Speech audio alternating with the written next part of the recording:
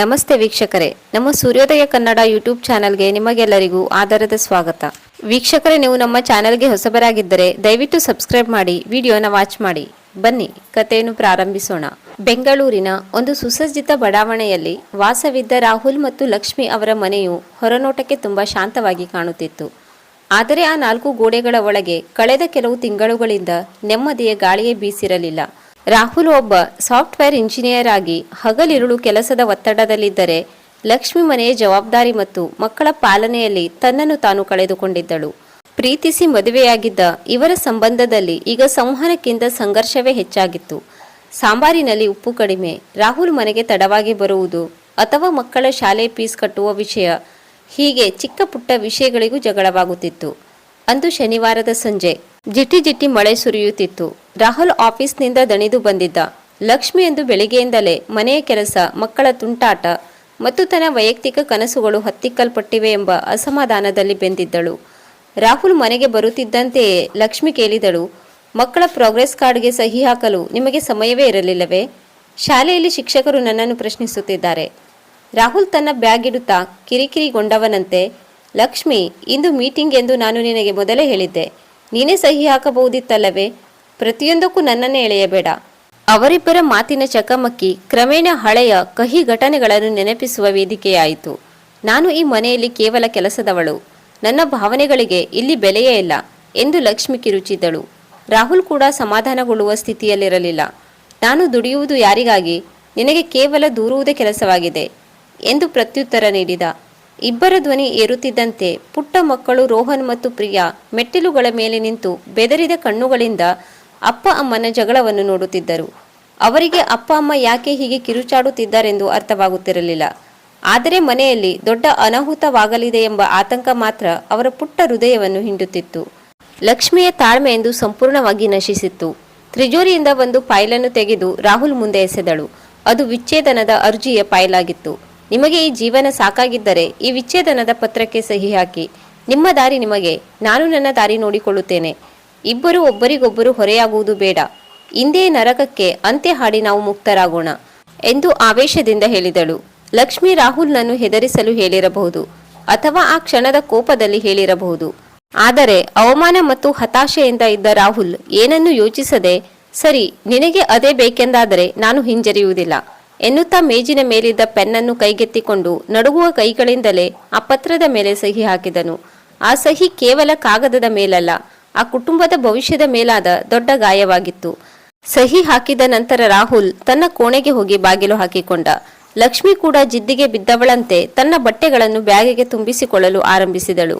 Bag ಎಳೆದುಕೊಂಡು ಹೋಗುತ್ತಿದ್ದ ಲಕ್ಷ್ಮಿಯ ಕಾಲುಗಳನ್ನು ಪುಟ್ಟ ಪ್ರಿಯಾ ಅಪ್ಪಿಕೊಂಡಳು.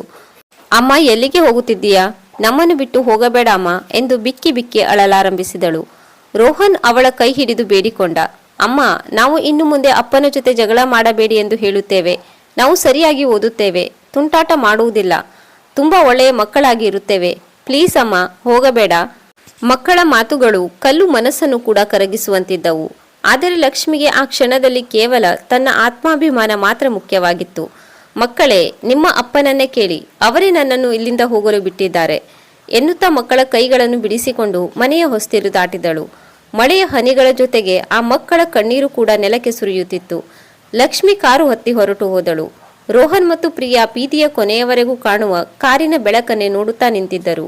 ಮನೆಯ ಒಳಗೆ ಈಗ ಮೌನ ಆವರಿಸಿತ್ತು. ಆದರೆ ಅದು ಪ್ರಶಾಂತವಾದ ಮೌನವಾಗಿರಲಿಲ್ಲ. ಅದು ಸೂತಕದ ಮನೆಯಲ್ಲಿರುವಂತಹ ಭೀಕರ ಮೌನವಾಗಿತ್ತು. ರಾಹುಲ್ ತನ್ನ ಕೋಣೆಯ ಕಿಟಕಿಯ ಬಳಿ ನಿಂತು ಪಶ್ಚಾತ್ತಾಪ ಮತ್ತು ಹತಾಶೆಯ ಬೆಂಕಿಯಲ್ಲಿ ಬೇಯುತ್ತಿದ್ದ.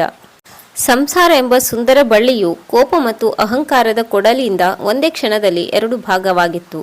ಲಕ್ಷ್ಮಿಯ ನಿರ್ಗಮನ ಕೇವಲ ಒಬ್ಬ ವ್ಯಕ್ತಿಯ ನಿರ್ಗಮನವಾಗಿರಲಿಲ್ಲ, ಆ ಮನೆಯ ಜೀವವೇ ಹೋದಂತಾಗಿತ್ತು. ಲಕ್ಷ್ಮಿ ಆ ಮನೆಯ ಹೊಸ್ತಿಲು ದಾಟಿ ತಿಂಗಳುಗಳೇ ಕಳೆದಿದ್ದವು.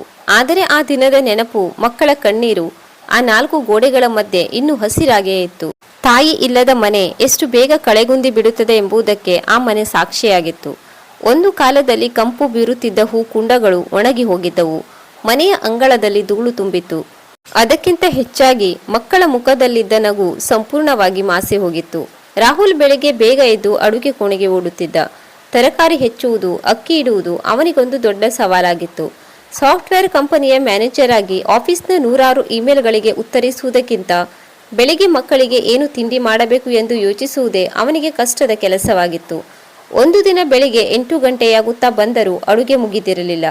ರೋಹನ್ ಮತ್ತು ಪ್ರಿಯಾ ಶಾಲೆಯ ಯೂನಿಫಾರ್ಮ್ ಧರಿಸಿ ಸ್ಕೂಲ್ ಬ್ಯಾಗ್ ಹೆಗಲಿಗೇರಿಸಿಕೊಂಡು ಸೋಫಾದ ಮೇಲೆ ಸುಮ್ಮನೆ ಕುಳಿತಿದ್ದರು. ಅವರ ಮುಖದಲ್ಲಿ ಉತ್ಸಾಹವಿರಲಿಲ್ಲ. ರಾಹುಲ್ ಅಡುಗೆ ಕೋಣೆಯಿಂದ ಕೈಗೆ ಸಿಕ್ಕಿದ ಬಟ್ಟೆಯಲ್ಲಿ ಕೈ ಒರೆಸಿಕೊಳ್ಳುತ್ತಾ ಆಚೆ ಬಂದ. ಅವರ ಕಣ್ಣುಗಳ ಕೆಳಗೆ ಕಪ್ಪು ಕಲೆಗಳು ಮೂಡಿದ್ದವು. ರಾಹುಲ್ ದಣಿದ ಧ್ವನಿಯಲ್ಲಿ ಹೇಳಿದ, ರೋಹನ್ ಪ್ರಿಯಾ, ಕ್ಷಮಿಸಿಬಿಡಿ, ಇವತ್ತು ಸ್ವಲ್ಪ ತಡವಾಯಿತು. ಉಪ್ಪಿಟ್ಟು ಮಾಡಿದ್ದೆ, ಆದರೆ ತಳ ಸೀದು ಹೋಗಿದೆ. ಸ್ವಲ್ಪ ಬ್ರೆಡ್ ಇದೆ, ಜಾಮ್ ಸವರಿಕೊಂಡು ತಿಂದು ಬಿಡಿ ಎಂದನು. 10 ವರ್ಷದ ರೋಹನ್ ತಂಗಿಯ ಮುಖ ನೋಡಿದ. ಅವಳು ಹಸಿವಿನಿಂದ ಹೊಟ್ಟೆ ಸವರುತ್ತಿದ್ದಳು.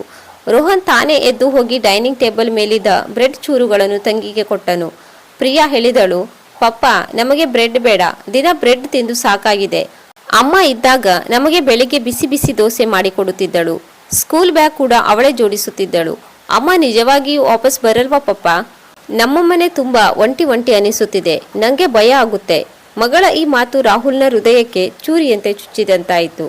ಅವನು ಮೊಣಕಾಲೂರಿ ಇಬ್ಬರನ್ನು ಹತ್ತಿರ ಕರೆದು ಒಪ್ಪಿಕೊಂಡನು. ರಾಹುಲ್ನ ಕಣ್ಣಾಲಿಗಳು ತುಂಬಿ ಬಂದವು. ಸಾರಿ ಚಿನ್ನ, ನಾನಿದ್ದೇನಲ್ಲ, ಅಮ್ಮನಿಗಿಂತ ಚೆನ್ನಾಗಿ ನಿಮ್ಮನ್ನು ನೋಡಿಕೊಳ್ಳುತ್ತೇನೆ, ಪ್ರಾಮಿಸ್. ಇನ್ಮೇಲೆ ಲೇಟ್ ಮಾಡಲ್ಲ. ಬೇಗ ತಿಂಡಿ ಮುಗಿಸಿ, ಸ್ಕೂಲ್ ವ್ಯಾನ್ ಬರುವ ಸಮಯವಾಯಿತು. ಆದರೆ ರಾಹುಲ್ಗೆ ಗೊತ್ತು, ಅವನು ಎಷ್ಟೇ ಪ್ರಯತ್ನಿಸಿದರೂ ತಾಯಿಯ ಸ್ಥಾನವನ್ನು ತುಂಬಲು ಸಾಧ್ಯವಿರಲಿಲ್ಲ. ಆಫೀಸ್ನಲ್ಲಿ ಪ್ರೆಸೆಂಟೇಷನ್ ಕೊಡುವಾಗಲೂ ಅವರಿಗೆ ಮಕ್ಕಳ ಯೋಚನೆಯೇ ಕಾಡುತ್ತಿತ್ತು. ಅವರು ಮಧ್ಯಾಹ್ನ ಸರಿಯಾಗಿ ಊಟ ಮಾಡಿದ್ದಾರೋ ಇಲ್ಲವೋ, ಪ್ರಿಯಾಗೆ ಕೆಮ್ಮು ಇತ್ತು, ಸಿರಪ್ ಕುಡಿಸುವವರು ಯಾರು? ಈ ಗೊಂದಲದಲ್ಲಿ ಅವನು ಆಫೀಸ್ ಕೆಲಸದಲ್ಲಿ ತಪ್ಪುಗಳನ್ನು ಮಾಡಲು ಆರಂಭಿಸಿದ. ಮನೆಯ ಪರಿಸ್ಥಿತಿಯೂ ಹದಗೆಟ್ಟಿತು. ಬಟ್ಟೆಗಳು ಒಗೆಯದೆ ರಾಶಿ ಬಿದ್ದಿದ್ದವು. ಸಿಂಕ್ನಲ್ಲಿ ಪಾತ್ರೆಗಳು ತುಂಬಿದ್ದವು. ಆ ಮನೆ ಕೇವಲ ಇಟ್ಟಿಗೆಗಳ ಕಟ್ಟಡವಾಗಿತ್ತೇ ಹೊರತು ಸಂಸಾರವಾಗಿರಲಿಲ್ಲ. ಒಂದು ದಿನ ರಾಹುಲ್ನ ಆಪ್ತ ಸ್ನೇಹಿತ ಆನಂದ್ ಮನೆಗೆ ಬಂದಿದ್ದ. ಮನೆಯ ಸ್ಥಿತಿಯನ್ನು, ಮಕ್ಕಳ ಬಿಳಿಚಿಕೊಂಡ ಮುಖಗಳನ್ನು ನೋಡಿ ಅವನು ರಾಹುಲ್ಗೆ ಒಂದು ಸಲಹೆ ನೀಡಿದ. ರಾಹುಲ್, ನೀನು ಹೀಗೆ ಮುಂದುವರೆದರೆ ನೀನು ಹುಚ್ಚನಾಗುತ್ತೀಯ. ಮಕ್ಕಳ ಭವಿಷ್ಯವೂ ಹಾಳಾಗುತ್ತದೆ. ನಿನಗೆ ಆಫೀಸ್ ಮುಖ್ಯ, ಇತ್ತ ಮಕ್ಕಳು ಮುಖ್ಯ. ಲಕ್ಷ್ಮಿ ಅಂತೂ ಕೋರ್ಟ್ ಮೆಟ್ಟಿಲೇರಿದ್ದಾಳೆ. ಅವಳು ವಾಪಸ್ ಬರುವ ಲಕ್ಷಣವಿಲ್ಲ. ಮಕ್ಕಳಿಗಾಗಿ ನೀನು ಇನ್ನೊಂದು ಮದುವೆ ಮಾಡಿಕೊಳ್ಳುವುದು ಒಳ್ಳೆಯದು. ಅವರಿಗೆ ಒಬ್ಬ ತಾಯಿಯ ಆಸರೆ ಸಿಗುತ್ತದೆ, ನಿನಗೂ ಒಬ್ಬ ಜೊತೆಗಾರ್ತಿ ಸಿಗುತ್ತಾಳೆ. ಮೊದಲಿಗೆ ರಾಹುಲ್ ಒಪ್ಪಲಿಲ್ಲ. ಆದರೆ ಮಕ್ಕಳ ಒಂಟಿತನವನ್ನು ಕಂಡು ಕೊನೆಗೆ ಮನಸ್ಸು ಬದಲಾಯಿಸಿದನು. ಮದುವೆ ಬ್ರೋಕರ್ ಮೂಲಕ ಕವಿತಾ ಎಂಬಾಕೆಯ ಪರಿಚಯವಾಯಿತು. ಕವಿತಾ ನೋಡಲು ಸುಂದರವಾಗಿದ್ದಳು.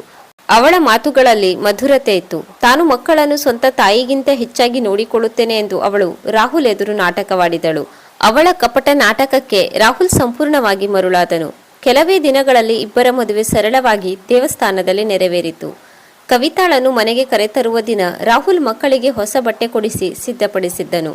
ಸಂಜೆಯ ಸೂರ್ಯ ಮುಳುಗುವ ಸಮಯಕ್ಕೆ ಕವಿತಾ ಗೃಹ ಪ್ರವೇಶ ಮಾಡಿದಳು. ಕೆಂಪು ರೇಷ್ಮೆ ಸೀರೆಯಲ್ಲಿ ಅವಳು ಮಹಾಲಕ್ಷ್ಮಿಯಂತೆ ಕಾಣುತ್ತಿದ್ದಳು. ರೋಹನ್ ಮತ್ತು ಪ್ರಿಯಾ ಮನೆಯ ಅಂಗಳದಲ್ಲಿ ನಿಂತು ಹೊಸ ಅಮ್ಮನನ್ನು ಕುತೂಹಲ ಮತ್ತು ಒಂದು ರೀತಿಯ ಆತಂಕದಿಂದ ನೋಡುತ್ತಿದ್ದರು. ರಾಹುಲ್ ನಗುತ್ತಾ ಮಕ್ಕಳ ಹತ್ತಿರ ಬಂದ. ರೋಹನ್, ಪ್ರಿಯಾ, ಇಲ್ಲಿ ಬನ್ನಿ. ಇವರೇ ಕವಿತಾ ಆಂಟಿ. ಇನ್ಮೇಲೆ ಇವರೇ ನಿಮ್ಮ ಹೊಸ ಅಮ್ಮ. ನಿಮ್ಮನ್ನು ತುಂಬಾ ಚೆನ್ನಾಗಿ ನೋಡಿಕೊಳ್ಳುತ್ತಾರೆ. ಅಮ್ಮನಿಗೆ ನಮಸ್ಕಾರ ಮಾಡಿ. ರೋಹನ್ ಸ್ವಲ್ಪ ಹಿಂಜರಿಯುತ್ತಾ ಮುಂದೆ ಬಂದ. ಪ್ರಿಯಾ ಅಣ್ಣನ ಕೈಯನ್ನು ಗಟ್ಟಿಯಾಗಿ ಹಿಡಿದುಕೊಂಡಿದ್ದಳು. ಕವಿತಾ ತಕ್ಷಣ ಮುಗುಳ್ನಗುತ್ತಾ ಮಕ್ಕಳ ಸನಿಹ ಕುಳಿತುಕೊಂಡಳು. ಅವಳ ಮುಖದಲ್ಲಿ ಸುಳ್ಳು ಪ್ರೀತಿ ತೇಲಾಡುತ್ತಿತ್ತು. ಕವಿತಾ ಮೃದುವಾದ ಧ್ವನಿಯಲ್ಲಿ, ಹಲೋ ಮಕ್ಕಳೇ, ಎಷ್ಟು ಮುದ್ದಾಗಿದ್ದೀರಾ ಇಬ್ಬರು. ಇನ್ಮುಂದೆ ನಾನೇ ನಿಮ್ಮ ಅಮ್ಮ. ನಿಮ್ಮ ಹಳೆಯ ನೆನಪುಗಳನ್ನೆಲ್ಲ ಮರೆತು ಬಿಡಿ. ನಿಮಗೇನು ಇಷ್ಟ ಹೇಳಿ. ಇವತ್ತು ರಾತ್ರಿ ಊಟಕ್ಕೆ ಮಸಾಲ ದೋಸೆ ಮಾಡಿಕೊಡಲೇ, ಇಲ್ಲ ಆಲೂ ಪರೋಟ ಮಾಡಿಕೊಡಲೇ? ಪ್ರಿಯಾಳ ಕಣ್ಣುಗಳಲ್ಲಿ ಮೊದಲ ಬಾರಿಗೆ ಸಣ್ಣ ಆಶಾಕಿರಣ ಮೂಡಿತು. ದೋಸೆ ಹೆಸರನ್ನು ಕೇಳಿ ಅವಳು ನಿಧಾನವಾಗಿ ತಲೆಯಾಡಿಸಿದಳು. ದೋಸೆ ಬೇಕು ಅಮ್ಮ ಎಂದು ಪ್ರಿಯಾ ಮೆಲ್ಲಗೆ ಹೇಳಿದಳು. ಕವಿತಾ ಅವಳ ಕೆನ್ನೆಯನ್ನು ಸವರುತ್ತಾ, ಖಂಡಿತ ಚಿನ್ನ, ನನ್ನ ಕೈಯಾರೆ ನಾನೇ ತಿನ್ನಿಸುತ್ತೇನೆ, ಸರಿನಾ ಎಂದು ಹೇಳಿದಳು. ಈ ದೃಶ್ಯವನ್ನು ನೋಡಿ ರಾಹುಲ್ನ ಕಣ್ಣುಗಳು ಆನಂದದಿಂದ ತುಂಬಿ ಬಂದವು. ಅವನ ಮನಸ್ಸಿನ ಆತಂಕ ದೂರವಾಯಿತು. ನನ್ನ ಮಕ್ಕಳಿಗೆ ಕೊನೆಗೂ ಒಬ್ಬಳು ಒಳ್ಳೆಯ ತಾಯಿ ಸಿಕ್ಕಳು. ನನ್ನ ಮನೆಗೆ ಮತ್ತೆ ಕಳೆ ಬಂತು ಎಂದು ಅವನು ನಿಟ್ಟುಸಿರು ಬಿಟ್ಟನು. ಕವಿತಾ ಅಡುಗೆ ಕೋಣೆಗೆ ಹೋಗಿ ರುಚಿಯಾದ ಅಡುಗೆಯನ್ನು ಸಿದ್ಧಪಡಿಸಿದಳು. ಅಂದು ರಾತ್ರಿ ಎಲ್ಲರೂ ಒಟ್ಟಿಗೆ ಕುಳಿತು ಊಟ ಮಾಡಿದರು. ಕವಿತಾ ಪ್ರಿಯಾಗೆ ಪ್ರೀತಿಯಿಂದ ತುತ್ತು ತಿನ್ನಿಸಿದಳು. ರೋಹನ್ನ ತಲೆ ಸವರಿದಳು.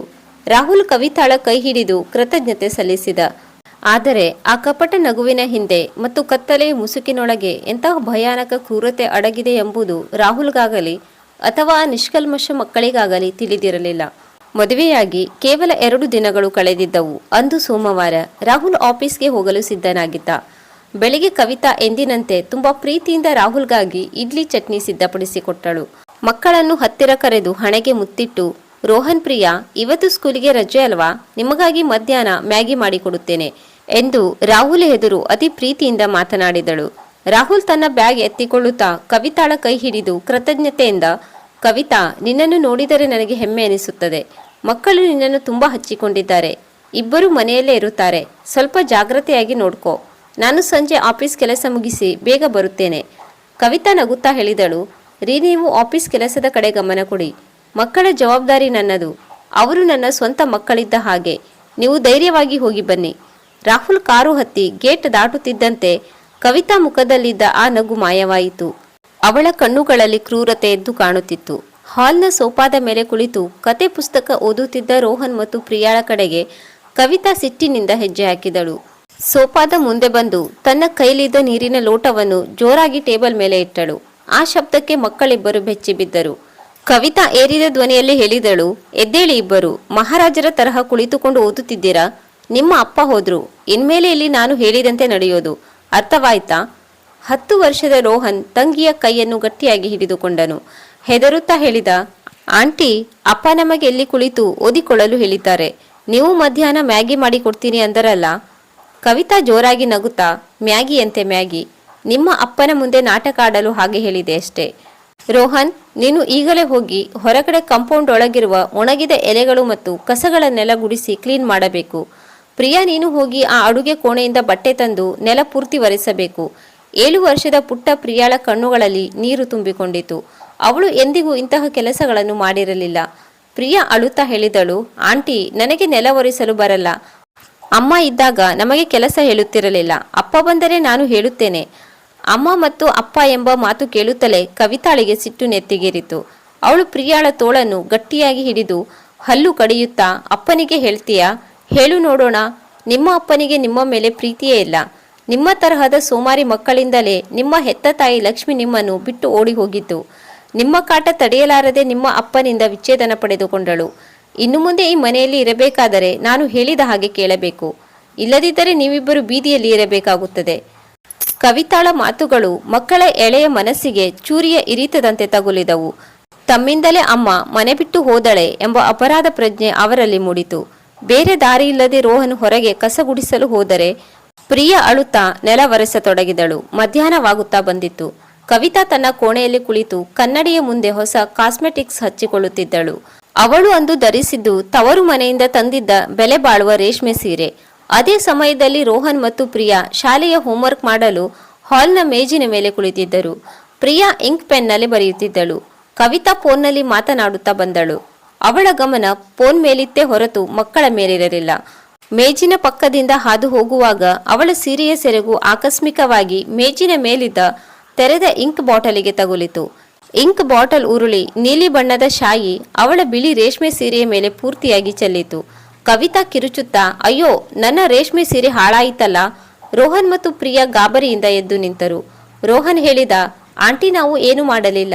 ನಿಮ್ಮ ಸೀರೆಯೇ ಅದಕ್ಕೆ ತಗುಲಿತು. ಕವಿತಾ ತನ್ನ ಸೀರೆಯನ್ನು ನೋಡಿಕೊಂಡಳು. ಅವಳಿಗೆ ಸೀರೆ ಹಾಳಾಗಿದ್ದಕ್ಕಿಂತ ಇದನ್ನು ಬಳಸಿಕೊಂಡು ಮಕ್ಕಳನ್ನು ರಾಹುಲ್ ಕಣ್ಣಿನಲ್ಲಿ ವಿಲನ್ಗಳನ್ನಾಗಿ ಮಾಡಲು ಒಂದು ದೊಡ್ಡ ಅವಕಾಶ ಸಿಕ್ಕಿತು ಎಂದು ಆಲೋಚಿಸಿದಳು. ಅವಳ ಕಣ್ಣುಗಳಲ್ಲಿ ಕುತಂತ್ರ ಮಿಂಚಿತು. ಕವಿತಾ ಮನಸ್ಸಿನಲ್ಲೇ ಹೇಳಿಕೊಂಡಳು, ಇರಲಿ, ಈ ಸೀರೆ ಹೋದರೆ ಹೋಗಲಿ, ಆದರೆ ಇವತ್ತು ಈ ಮಕ್ಕಳ ಕತೆ ಮುಗಿಸುತ್ತೇನೆ.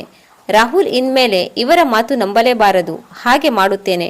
ಅವಳು ಸೀರೆಯನ್ನು ಹಾಗೆಯೇ ಬಿಟ್ಟು ಹಾಲ್ನಲ್ಲಿದ್ದ ಕೆಲವು ವಸ್ತುಗಳನ್ನು ತಾನೇ ಬೇಕೆಂದೇ ನೆಲಕ್ಕೆ ತಳ್ಳಿ ಗದ್ದಲ ಸೃಷ್ಟಿಸಿದಳು. ಸಂಜೆ 6 ಗಂಟೆಗೆ ರಾಹುಲ್ ಆಫೀಸ್ನಿಂದ ಮನೆಗೆ ಮರಳಿದ. ಅವನು ಗೇಟ್ ಒಳಗೆ ಬರುತ್ತಿದ್ದಂತೆಯೇ ಮನೆಯ ಒಳಗಿನಿಂದ ಜೋರಾಗಿ ಅಳುವ ಧ್ವನಿ ಕೇಳಿಸಿತು. ಗಾಬರಿಗೊಂಡ ರಾಹುಲ್ ಬಾಗಿಲು ತಳ್ಳಿ ಒಳಗೆ ಬಂದಾಗ ಕಂಡ ದೃಶ್ಯ ಅವನನ್ನು ದಿಗ್ಭ್ರಮೆಗೊಳಿಸಿತು. ಮನೆಯ ಹಾಲ್ನಲ್ಲಿ ವಸ್ತುಗಳು ಚೆಲ್ಲಾಪಿಲ್ಲಿಯಾಗಿದ್ದವು. ಕವಿತಾ ಸೋಫಾದ ಮೇಲೆ ಕುಳಿತು ತಲೆ ಹಿಡಿದುಕೊಂಡು ಬಿಕ್ಕಿ ಬಿಕ್ಕಿ ಅಳುತ್ತಿದ್ದಳು. ಅವಳ ರೇಷ್ಮೆ ಸೀರೆ ತುಂಬ ನೀಲಿ ಶಾಯಿ ಹರಡಿತ್ತು. ರೋಹನ್ ಮತ್ತು ಪ್ರಿಯಾ ಮೂಲೆಯಲ್ಲಿ ಹೆದರಿ ನಿಂತಿದ್ದರು. ರಾಹುಲ್ ಆತಂಕದಿಂದ ಬ್ಯಾಗ್ ಕೆಳಗಿಡುತ್ತಾ ಕೇಳಿದ, ಕವಿತಾ, ಏನಾಯ್ತು? ಯಾಕೆ ಅಳುತ್ತಿದ್ದೀಯಾ? ಮನೆಯೆಲ್ಲ ಯಾಕೆ ಹೀಗಿದೆ? ಕವಿತಾ ತಕ್ಷಣ ಎದ್ದು ಬಂದು ರಾಹುಲ್ನ ಎದೆಗೆ ವಾಲಿ ಜೋರಾಗಿ ಅಳಲು ಆರಂಭಿಸಿದಳು. ರೀ, ನನಗೆ ಈ ಮನೆಯಲ್ಲಿ ಇರಲು ಸಾಧ್ಯವಿಲ್ಲ ಅನಿಸುತ್ತಿದೆ. ನಾನು ನಿಮ್ಮ ಮಕ್ಕಳನ್ನು ನನ್ನ ಸ್ವಂತ ಮಕ್ಕಳಿಗಿಂತ ಹೆಚ್ಚಾಗಿ ನೋಡಿಕೊಂಡೆ. ಆದರೆ ಇವರಿಗೆ ನಾನು ಈ ಮನೆಗೆ ಬಂದಿರುವುದು ಇಷ್ಟವಿಲ್ಲ. ನನ್ನ ಮೇಲೆ ಯಾಕೆ ಇಷ್ಟೊಂದು ದ್ವೇಷ? ರಾಹುಲ್ ಮಕ್ಕಳ ಕಡೆ ಕೋಪದಿಂದ ನೋಡುತ್ತಾ ಹೇಳಿದ. ಕವಿತಾ, ವಿಷಯ ಏನು ಎಂದು ಸ್ಪಷ್ಟವಾಗಿ ಹೇಳು. ಕವಿತಾ ಹೇಳಿದಳು, ನಾನು ಮಧ್ಯಾಹ್ನ ಇವರಿಗಾಗಿ ತಿಂಡಿ ತರಲು ಹೋದಾಗ ಪ್ರಿಯಾ ನನ್ನ ಬಳಿ ಬಂದು ನೀನೇ ನಮ್ಮ ಅಮ್ಮನನ್ನು ಓಡಿಸಿರಬೇಕು ಎಂದು ಹೇಳಿದಳು. ನಾನು ಇಲ್ಲ ಮಗಳೇ ಎನ್ನುತ್ತಿದ್ದಂತೆ ರೋಹನ್ ಅವಳಿಗೆ ಇಂಕ್ ಬಾಟಲಿ ಕೊಟ್ಟ. ಪ್ರಿಯಾ ಬೇಕಂದೇ ನನ್ನ ಈ ಬೆಲೆ ಬಾಳುವ ಸೀರೆಯ ಮೇಲೆ ಶಾಯಿಯನ್ನು ಚೆಲ್ಲಿ ಮನೆಯ ವಸ್ತುಗಳನ್ನೆಲ್ಲ ಒಡೆದು ಹಾಕಿದಳು. ನಾನು ತಡೆಯಲು ಹೋದಾಗ ನನ್ನನ್ನು ತಳ್ಳಿದರು. ಕವಿತಾಳ ಮಾತುಗಳನ್ನು ಕೇಳಿ ರಾಹುಲ್ನ ರಕ್ತ ಕುದಿಯಲಾರಂಭಿಸಿತು. ಅವನು ಪ್ರಿಯಾಳ ಬಳಿ ಬರುತ್ತಿದ್ದಂತೆ ಪ್ರಿಯಾ ಅಪ್ಪನ ಕೈ ಹಿಡಿದು ಅಳುತ್ತಾ, ಅಪ್ಪ ಇಲ್ಲಪ್ಪ, ನಾನು ಏನು ಮಾಡಿಲ್ಲ, ಆಂಟಿ ಸುಳ್ಳು ಹೇಳುತ್ತಿದ್ದಾರೆ. ಆಂಟಿಯ ಸೀರೆ ಇಂಕ್ ಬಾಟಲ್ಗೆ ತಾಗಿ ಬಾಟಲ್ ಕೆಳಗೆ ಬಿದ್ದು ಆಂಟಿಯ ಸೀರೆಗೆ ಇಂಕ್ ಹತ್ತಿತು. ಅಪ್ಪ, ಆಂಟಿ ಇವತ್ತು ನಮ್ಮ ಬಳಿಯೇ ಮನೆಯ ಕೆಲಸವನ್ನೆಲ್ಲ ಮಾಡಿಸಿದರು. ಆಗ ರೋಹನ್ ಕೂಡ, ಹೌದು ಅಪ್ಪ, ಆಂಟಿ ನಮಗೆ ಹೊಡೆದರು ಕೂಡ. ಅಮ್ಮ ನಮ್ಮಿಂದಲೇ ಮನೆ ಬಿಟ್ಟು ಹೋದಳು ಅಂತ ಹೇಳಿ ಅಳಿಸಿದರು. ಅಷ್ಟರಲ್ಲೇ ಕವಿತಾ ತಕ್ಷಣ ಮತ್ತೊಂದು ದಾಳ ಉರುಳಿಸಿದಳು. ಕವಿತಾ ಮತ್ತಷ್ಟು ಜೋರಾಗಿ ಅಳುತ್ತಾ, ನೋಡಿದ್ರ ರಾಹುಲ್, ನಿಮ್ಮ ಎದುರಿಗೆ ಹೀಗೆ ಸುಳ್ಳು ಕತೆ ಕಟ್ಟುತ್ತಿದ್ದಾರೆ. ನಾನು ಇವರಿಂದ ಕೆಲಸ ಮಾಡಿಸಿದೆನಾ? ಮಕ್ಕಳು ತಪ್ಪು ಮಾಡಿದಾಗ ತಿದ್ದುವ ಅಧಿಕಾರವೂ ನನಗಿಲ್ಲವೇ? ಇವರು ನನ್ನನ್ನು ಒಪ್ಪಿಕೊಳ್ಳುವುದಿಲ್ಲ. ನಾನು ನನ್ನ ತಂದೆಯ ಮನೆಗೆ ಹೊರಟು ಹೋಗುತ್ತೇನೆ. ರಾಹುಲ್ಗೆ ಕವಿತಾಳ ಕಣ್ಣೀರು ಮತ್ತು ಹಾಳಾದ ಸೀರೆ ನೋಡಿ ಕವಿತಾಳ ಮಾತು ಸತ್ಯವಾಗಿ ಕಂಡಿತು. ಮಕ್ಕಳು ತಮ್ಮ ಹೆತ್ತ ತಾಯಿಯ ಮೇಲಿನ ಮಮಕಾರದಿಂದ ಕವಿತಾಳನ್ನು ಒಪ್ಪಿಕೊಳ್ಳದೆ ಹೀಗೆ ಹಠ ಮಾಡುತ್ತಿದ್ದಾರೆ ಎಂದು ಅವನು ತಪ್ಪಾಗಿ ಭಾವಿಸಿದನು. ರಾಹುಲ್ ರೋಹನ್ ಮತ್ತು ಪ್ರಿಯಾಗೆ ಜೋರಾಗಿ ಗದರಿಸುತ್ತಾ, ಸಾಕು ನಿಲ್ಲಿಸಿ ನಿಮ್ಮ ಸುಳ್ಳುಗಳನ್ನು. ರೋಹನ್, ಪ್ರಿಯಾ, ನಿಮ್ಮಿಂದ ನಾನು ಇದನ್ನೆಲ್ಲ ನಿರೀಕ್ಷಿಸಿರಲಿಲ್ಲ. ಕವಿತಾ ನಿಮಗಾಗಿ ಎಷ್ಟು ಆಸೆ ಹೊತ್ತು ಬಂದಿದ್ದಾಳೆ. ಅವಳಿಗೆ ಹೀಗೆ ಅವಮಾನಿಸುತ್ತೀರಾ? ನಿಮ್ಮ ಹೆತ್ತ ತಾಯಿ ಲಕ್ಷ್ಮಿ ಹೋದ ಮೇಲಾದರೂ ಬುದ್ಧಿ ಕಲಿಯಬೇಕಿತ್ತಲ್ಲವೇ? ಆಗ ರೋಹನ್ ಹೇಳಿದ, ಅಪ್ಪ ಪ್ಲೀಸ್, ನಮ್ಮ ಮಾತು ನಂಬು. ರೋಹನ್ನ ಮಾತು ಕೇಳಿದ ರಾಹುಲ್ ಕೋಪದಿಂದ ಕೈಯೆತ್ತಿ, ಬಾಯಿ ಮುಚ್ಚು ರೋಹನ್, ಇಬ್ಬರು ಈಗಲೇ ನಿಮ್ಮ ಕೋಣೆಗೆ ಹೋಗಿ. ನೀವು ಮಾಡಿದ ತಪ್ಪಿಗೆ ಇವತ್ತು ಇಬ್ಬರಿಗೂ ರಾತ್ರಿಯ ಊಟ ಇಲ್ಲ. ಕೋಣೆಯಲ್ಲಿ ಕುಳಿತು ನಿಮ್ಮ ನಡವಳಿಕೆಯ ಬಗ್ಗೆ ಯೋಚಿಸಿ. ಪ್ರಿಯಾ ಮತ್ತು ರೋಹನ್ ಅಳುತ್ತಾ ತಮ್ಮ ಕೋಣೆಯ ಕಡೆಗೆ ಓಡಿದರು. ಕವಿತಾ ತನ್ನ ಸೆರಗಿನ ಮರೆಯಲ್ಲಿ ಕ್ರೂರವಾಗಿ ನಕ್ಕಳು. ಅವಳ ಮೊದಲ ಸಂಚು ಯಶಸ್ವಿಯಾಗಿತ್ತು. ರಾಹುಲ್ ಮಕ್ಕಳ ಮಾತನ್ನು ನಂಬದಂತೆ ಮಾಡುವಲ್ಲಿ ಅವಳು ಜಯಗಳಿಸಿದ್ದಳು. ಕೋಣೆಯೊಳಗೆ ಮಕ್ಕಳಿಬ್ಬರು ಒಬ್ಬರನ್ನೊಬ್ಬರು ಅಪ್ಪಿಕೊಂಡು ಅಳುತ್ತಿದ್ದರು. ಆದರೆ ಆ ಪುಟ್ಟ ಮನಸ್ಸುಗಳಲ್ಲಿ ಈಗ ಕವಿತಾಳ ಮೇಲಿನ ಹೆದರಿಕೆಗಿಂತ ತಮ್ಮ ತಂದೆಗೆ ಸತ್ಯವನ್ನು ಹೇಗೆ ಮನವರಿಕೆ ಮಾಡಬೇಕು ಎಂಬ ಆಲೋಚನೆ ಚಿಗುರೊಡೆಯಲಾರಂಭಿಸಿತು. ಅಂದು ಮಂಗಳವಾರದ ಬೆಳಿಗ್ಗೆ ರಾಹುಲ್ ಆಫೀಸ್ಗೆ ಹೊರಡುವ ಮುನ್ನ ಮಕ್ಕಳ ಕೋಣೆಯ ಕಡೆಗೆ ನೋಡಿದ. ರೋಹನ್ ಮತ್ತು ಪ್ರಿಯಾ ಹಸಿವು ಮತ್ತು ಹತಾಶೆಯಿಂದ ಕಳಗುಂದಿದ ಮುಖ ಹೊತ್ತು ಕುಳಿತಿದ್ದರು. ರಾಹುಲ್ನ ಹೃದಯಕ್ಕೆ ಸ್ವಲ್ಪ ಸಂಕಟವಾಯಿತಾದರೂ ಮಕ್ಕಳಿಗೆ ಶಿಸ್ತು ಕಲಿಸುವುದು ಮುಖ್ಯ ಎಂಬ ಕವಿತಾಳ ಮಾತನ್ನು ನೆನೆಸಿಕೊಂಡು ಸುಮ್ಮನಾದನು. ಕವಿತಾಳಿಗೆ ಮನೆಯ ಖರ್ಚಿಗೆ ಹಣ ನೀಡಿ ಅವಳ ಮುಖ ನೋಡಿ, ಕವಿತಾ, ನಿನ್ನೆ ನಡೆದದಕ್ಕೆ ಬೇಸರ ಮಾಡಿಕೊಳ್ಳಬೇಡ. ಮಕ್ಕಳನ್ನು ಸ್ವಲ್ಪ ಪ್ರೀತಿಯಿಂದಲೇ ತಿದ್ದಿ ನಡೆಸು ಎಂದು ಹೇಳಿ ಆಫೀಸ್ಗೆ ಹೊರಟು ಹೋದನು. ರಾಹುಲ್ ಗೇಟ್ ದಾಟುತ್ತಿದ್ದಂತೆಯೇ ಕವಿತಾಳ ಮುಖದಲ್ಲಿದ್ದ ಕಪಟ ಸೌಮ್ಯತೆ ಮಾಯವಾಯಿತು. ಅವಳು ನೇರವಾಗಿ ಮಕ್ಕಳ ಕೋಣೆಗೆ ಬಂದಳು ಮತ್ತು ಬಾಗಿಲನ್ನು ಜೋರಾಗಿ ಒದೆಯುತ್ತಾ, ಏ ಸೋಮಾರಿಗಳೇ, ಅಪ್ಪ ಹೋದ ತಕ್ಷಣ ಇಲ್ಲಿ ಮಹಾರಾಜರ ತರ ಕುಳಿತುಕೊಳ್ಳುವುದಲ್ಲ, ಎದ್ದು ಬನ್ನಿ ಆಚೆ. ರೋಹನ್ ಪ್ರಿಯಾಳನ್ನು ತನ್ನ ಹಿಂದೆ ಮರೆ ಮಾಡುತ್ತಾ ಎದ್ದು ನಿಂತನು. ರೋಹನ್ ಧೈರ್ಯ ತಂದುಕೊಂಡು, ಆಂಟಿ, ನಮಗೆ ತುಂಬಾ ಹಸಿವಾಗುತ್ತಿದೆ. ನಿನ್ನೆಯಿಂದ ಏನೂ ತಿಂದಿಲ್ಲ. ನಮಗೆ ಸ್ವಲ್ಪ ತಿಂಡಿ ಕೊಡಿ, ಆಮೇಲೆ ನೀವು ಹೇಳಿದ ಕೆಲಸ ಮಾಡುತ್ತೇವೆ. ಕವಿತಾ ಜೋರಾಗಿ ನಗುತ್ತಾ, ತಿಂಡಿ ಬೇಕಾ ನಿಮಗೆ? ನಿನ್ನೆ ನನ್ನ ಬೆಲೆ ಬಾಳುವ ಸೀರೆ ಹಾಳು ಮಾಡಿದಾಗ ಈ ಬುದ್ಧಿ ಎಲ್ಲಿ ಹೋಗಿತ್ತು? ನಿಮಗೆ ಇವತ್ತು ಮಧ್ಯಾಹ್ನದವರೆಗೂ ಯಾವುದೇ ತಿಂಡಿ ಊಟ ಸಿಗುವುದಿಲ್ಲ. ಮೊದಲು ಹೋಗಿ ಮೇಲಿನ ಮಹಡಿಯ ಸ್ಟೋರ್ ರೂಮ್ನಲ್ಲಿರುವ ಹಳೆಯ ಪೆಟ್ಟಿಗೆಗಳನ್ನು ಸರಿಯಾಗಿ ಜೋಡಿಸಿಡಿ. ಬೇರೆ ದಾರಿ ಇಲ್ಲದೆ ರೋಹನ್ ಮತ್ತು ಪ್ರಿಯಾ ಮೇಲಿನ ಮಹಡಿಗೆ ಹೆಜ್ಜೆ ಹಾಕಿದರು. ಆದರೆ ಕವಿತಾಳ ಮನಸ್ಸಿನಲ್ಲಿ ಬೇರೆಯದೇ ಆದ ಒಂದು ಭೀಕರ ಯೋಜನೆ ಸಿದ್ಧವಾಗುತ್ತಿತ್ತು. ರಾಹುಲ್ ಮಕ್ಕಳನ್ನು ಸಂಪೂರ್ಣವಾಗಿ ದ್ವೇಷಿಸುವಂತೆ ಮಾಡಲು ಅವಳು ಎರಡನೇ ಸಂಚನ್ನು ಸಿದ್ಧಪಡಿಸಿದಳು. ಮಕ್ಕಳು ಮೇಲಿನ ಮಹಡಿಯಲ್ಲಿ ಕೆಲಸ ಮಾಡುತ್ತಿರುವುದನ್ನು ಖಚಿತಪಡಿಸಿಕೊಂಡ ಕವಿತಾ ನೇರವಾಗಿ ಬೆಡ್ರೂಮ್ಗೆ ಹೋದಳು. ಅಲ್ಲಿ ಮಂಚದ ಮೇಲಿದ್ದ ಹೊಸ ರೇಷ್ಮೆ ನೂಲಿನ ದಿಂಬುಗಳನ್ನು ತೆಗೆದುಕೊಂಡಳು ಮತ್ತು ಕತ್ತರಿಯಿಂದ ತಾನೇ ಸ್ವತಃ ಆ ದಿಂಬುಗಳನ್ನು ಕತ್ತರಿಸಿ ಹಾಕಿದಳು. ದಿಂಬಿನೊಳಗಿದ್ದ ಹತ್ತಿ ಮತ್ತು ಗರಿಗಳು ಕೋಣೆಯ ತುಂಬ ಚೆಲ್ಲಾಪಿಲ್ಲಿಯಾಗಿ ಬಿದ್ದವು. ಅಷ್ಟಕ್ಕೆ ನಿಲ್ಲಿಸದ ಅವಳು ಕತ್ತರಿಯನ್ನು ರೋಹನ್ ಓದುವ ಮೇಜಿನ ಮೇಲೆ ಇಟ್ಟಳು. ನಂತರ ತನ್ನ ತಲೆಕೂದಲನ್ನು ತಾನೇ ಕೆದರಿಕೊಂಡು ಸೀರೆಯನ್ನು ಸ್ವಲ್ಪ ಹರಿದುಕೊಂಡು ಜೋರಾಗಿ ಕಿರುಚಲು ಆರಂಭಿಸಿದಳು. ಅಯ್ಯೋ, ಯಾರಾದರೂ ಕಾಪಾಡಿ! ರೋಹನ್, ಬೇಡ ಮಗನೇ, ನನ್ನನ್ನು ಕತ್ತರಿಯಿಂದ ಇರಿಯಬೇಡ. ಅವಳ ಕಿರುಚಾಟದ ಧ್ವನಿ ಕೇಳಿ ಮೇಲಿನ ಮಹಡಿಯಲ್ಲಿದ್ದ ರೋಹನ್ ಮತ್ತು ಪ್ರಿಯಾ ಗಾಬರಿಯಿಂದ ಕೆಳಗೆ ಓಡಿ ಬಂದರು. ಕವಿತಾಳ ಕೋಣೆಯ ಬಾಗಿಲು ತೆರೆದಿತ್ತು. ಮಕ್ಕಳು ಒಳಗೆ ಬಂದು ನೋಡಿದಾಗ ಅಲ್ಲಿ ಇಡೀ ಕೋಣೆಯೇ ಧ್ವಂಸವಾಗಿತ್ತು. ಕವಿತಾ ನೆಲದ ಮೇಲೆ ಕುಳಿತು ನಾಟಕೀಯವಾಗಿ ಅಳುತ್ತಿದ್ದಳು. ರೋಹನ್ ಆಘಾತದಿಂದ, ಆಂಟಿ ಏನಿದು, ನೀವೇ ಯಾಕೆ ದಿಂಬನ್ನು ಕತ್ತರಿಸಿದ್ದೀರಾ, ಯಾಕೆ ಸುಮ್ಮನೆ ಕಿರುಚುತ್ತಿದ್ದೀರಾ? ಅದೇ ಸಮಯದಲ್ಲಿ ರಾಹುಲ್ ತನ್ನ ಫೈಲ್ ಒಂದನ್ನು ಮನೆಯಲ್ಲೇ ಮರೆತು ಹೋಗಿದ್ದರಿಂದ ಅದನ್ನು ತೆಗೆದುಕೊಳ್ಳಲು ವಾಪಸ್ ಮನೆಗೆ ಬಂದಿದ್ದನು. ಗೇಟ್ ಒಳಗಡೆ ಬರುತ್ತಿದ್ದಂತೆಯೇ ಕವಿತಾಳ ಕಿರುಚಾಟ ಅವನ ಕಿವಿಗೆ ಬಿದ್ದಿತು. ಅವನು ಗಾಬರಿಯಿಂದ ಓಡುತ್ತಾ ಬಂದು ಕವಿತಾ ಇರುವ ಕೋಣೆಯೊಳಗೆ ಪ್ರವೇಶಿಸಿದನು. ರಾಹುಲ್ ಒಳಗೆ ಬಂದಾಗ ಕಂಡ ದೃಶ್ಯ ಅವನನ್ನು ಬೆಚ್ಚಿ ಬೀಳಿಸಿತು. ಕೋಣೆಯ ತುಂಬ ಹತ್ತಿ ಹರಡಿತ್ತು. ಕವಿತಾ ನೆಲದ ಮೇಲೆ ಅಳುತ್ತಾ ಬಿದ್ದಿದ್ದಳು ಮತ್ತು ಮಕ್ಕಳಿಬ್ಬರು ಅವಳ ಮುಂದೆ ನಿಂತಿದ್ದರು. ರಾಹುಲ್ ಆತಂಕದಿಂದ, ಕವಿತಾ ಏನಿದು, ಏನಾಯ್ತು ಇಲ್ಲಿ? ಕವಿತಾ ತಕ್ಷಣ ರಾಹುಲ್ನ ಕಾಲುಗಳನ್ನು ಗಟ್ಟಿಯಾಗಿ ಹಿಡಿದುಕೊಂಡು ಅಳಲಾರಂಭಿಸಿದಳು. ರೀ, ನೀವು ಬಂದು ನನ್ನ ಪ್ರಾಣ ಉಳಿಸಿದ್ದೀರಿ. ನಾನು ನಿನ್ನೆ ಇವರಿಗೆ ಊಟ ಕೊಡಲಿಲ್ಲ ಎಂಬ ಕೋಪಕ್ಕೆ ನೀವು ಆಫೀಸ್ಗೆ ಹೋದ ತಕ್ಷಣ ರೋಹನ್ ಕತ್ತರಿ ಹಿಡಿದುಕೊಂಡು ನನ್ನ ಕೋಣೆಗೆ ಬಂದ. ನೀವು ನನಗೆ ಗಿಫ್ಟ್ ಮಾಡಿದ ದಿಂಬುಗಳನ್ನೆಲ್ಲ ಕತ್ತರಿಸಿ ಹಾಕಿ ನಿನ್ನನ್ನು ಹೀಗೆಯೇ ಕತ್ತರಿಸುತ್ತೇನೆ ಎಂದು ನನ್ನ ಮೇಲೆ ಎರಗಿ ಬಂದ. ರಾಹುಲ್ ನಂಬಲಾಗದೆ ರೋಹನ್ ಕಡೆಗೆ ತಿರುಗಿ, ರೋಹನ್, ನೀನು ಇಷ್ಟೊಂದು ಕ್ರೂರಿಯೇ? ರೋಹನ್ ಕಣ್ಣೀರು ಹಾಕುತ್ತಾ ಅಪ್ಪನ ಕೈ ಹಿಡಿದು, ಇಲ್ಲ ಅಪ್ಪ, ದೇವರಾಣೆಗೂ ನಾನು ಏನು ಮಾಡಿಲ್ಲ. ನಾವು ಮೇಲಿನ ಮಹಡಿಯಲ್ಲಿ ಕೆಲಸ ಮಾಡುತ್ತಿದ್ದೆವು. ಆಂಟಿ ಕಿರುಚಿಕೊಂಡಿದ್ದಕ್ಕೆ ನಾವು ಕೆಳಗೆ ಬಂದೆವು ಅಷ್ಟೇ. ಆಂಟಿ ಸುಳ್ಳು ಹೇಳುತ್ತಿದ್ದಾರೆ. ಆಗ ಪ್ರಿಯಾ, ಹೌದು ಅಪ್ಪ, ಅಣ್ಣ ನನ್ನ ಜೊತೆಯಲ್ಲೇ ಇದ್ದ. ಆಂಟಿ ನಮಗೆ ತಿಂಡಿ ಕೂಡ ಕೊಡಲಿಲ್ಲ. ಆದರೆ ಕವಿತಾ ತಕ್ಷಣ ರೋಹನ್ನ ಮೇಜಿನ ಮೇಲಿದ್ದ ಕತ್ತರಿಯನ್ನು ತಂದು ರಾಹುಲ್ ಮುಂದೆ ಇಟ್ಟಳು. ನೋಡಿ ರಾಹುಲ್, ಇವನ ಮೇಜಿನ ಮೇಲಿದ್ದ ಕತ್ತರಿಯಿಂದಲೇ ಇವನು ಇದನ್ನು ಮಾಡಿದ್ದು. ನಾನು ಇವನನ್ನು ತಡೆಯಲು ಹೋದಾಗ ಇವನು ನನ್ನನ್ನು ಜೋರಾಗಿ ತಳ್ಳಿದ. ಅದಕ್ಕೆ ನನ್ನ ಸೀರೆ ಹರಿದು ಹೋಗಿದೆ. ಇವನಿಗೆ ನನ್ನ ಮೇಲೆ ಇಷ್ಟೊಂದು ಕೋಪವಿದ್ದರೆ ನಾನು ಈ ಮನೆಯಲ್ಲಿ ಹೇಗೆ ಬದುಕಲಿ? ಮುಂದೆ ಒಂದು ದಿನ ಇವನು ನನ್ನ ಪ್ರಾಣವನ್ನೇ ತೆಗೆದರೆ ಯಾರು ಜವಾಬ್ದಾರಿ? ರಾಹುಲ್ಗೆ ಕವಿತಾಳ ಹರಿದ ಸೀರೆ ಮತ್ತು ಕೋಣೆಯ ಸ್ಥಿತಿ ಕಣ್ಣಿಗೆ ಕಾಣಿಸಿತೇ ಹೊರತು ಮಕ್ಕಳ ಮುಖದಲ್ಲಿನ ಮುಗ್ಧತೆ ಕಾಣಿಸಲಿಲ್ಲ. ಅವನು ರೋಹನ್ನ ಕೆನ್ನೆಗೆ ಜೋರಾಗಿ ಒಂದು ಹೊಡೆದನು. ರೋಹನ್ ಕೆನ್ನೆಯನ್ನು ಹಿಡಿದುಕೊಂಡು ನೆಲಕ್ಕೆ ಬಿದ್ದನು. ಪ್ರಿಯಾ ಜೋರಾಗಿ ಅಳುತ್ತಾ ಅಣ್ಣನನ್ನು ಅಪ್ಪಿಕೊಂಡಳು. ರಾಹುಲ್ ಕೋಪದಿಂದ ನಡುಗುತ್ತಾ, ಸಾಕು, ನಿಲ್ಲಿಸು ನಿನ್ನ ಸುಳ್ಳುಗಳನ್ನು. ಕಣ್ಣಿಗೆ ಸಾಕ್ಷಿ ಕಾಣಿಸುತ್ತಿದ್ದರೂ ಸುಳ್ಳು ಹೇಳುತ್ತಿದ್ದೀಯಾ? ಹೆತ್ತ ತಾಯಿ ಹೋದ ತಕ್ಷಣ ಇಷ್ಟೊಂದು ಕೆಟ್ಟು ಹೋಗಿದ್ದೀಯಾ? ಕವಿತಾಳ ಮೇಲೆ ಕೈ ಎತ್ತುತ್ತೀಯಾ? ನಿನ್ನನ್ನು ಹೆರಲು ನಿಮ್ಮಮ್ಮ ಎಷ್ಟು ಪುಣ್ಯ ಮಾಡಿದ್ದಳೋ.